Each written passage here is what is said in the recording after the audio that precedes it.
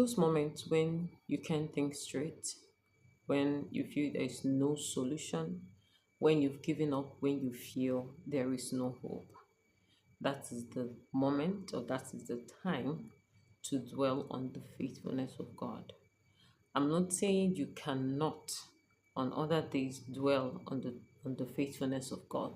We see this critical point. These are the points where someone can easily give up, someone can, backslide. For a growing Christian, someone that not seen temptation, someone that have not, really experienced the things of life in a very hard way.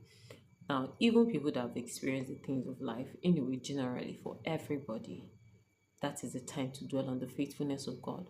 But it's easier for someone that have attained some level of spiritual growth to be able to see situations as part of the race than someone that is still starting, or a baby Christian, or someone that is not yet fully grounded. So whenever you're facing challenges, like you feel like giving up, you feel like life is so unfair, you feel like everything is just against you, well, that's what the feeling is, not what it is, but it is the feeling. Now, that is when you dwell on the faithfulness of God. Think of those things that God have done. Refer back to the Word of God. Yes. Backdate your mind from Old Testament, New Testament, what He did during the Old Testament, what He did in the New Testament, and even in our present time, what He's still doing. So it helps you. Yes. You may not feel like reading the Word of God, you may not feel like praying, you may not feel like, you just want to stay on your own.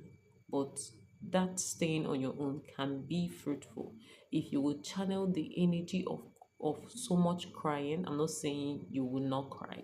Well, we are human beings, so situation make us cry, situation make us, do so many things. But most of your energy, if you can channel it into thinking through the faithfulness of God, thinking through how big our God is, thinking through so many things that He has done, then you would know, you would realize that your situation or your current predicament, that thing you feel is impossible, is a feeling, because with God nothing is impossible. That's why it's a feeling.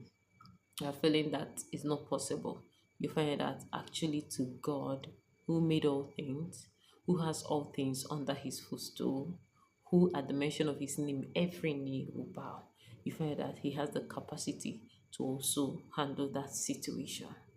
Okay, so instead of you being there and cursing and regretting and doing all manner of things, that is the time to think through of the faithfulness of God, of those impossible things He has done before, and also realize His ability to repeat them again. God has the ability to repeat results.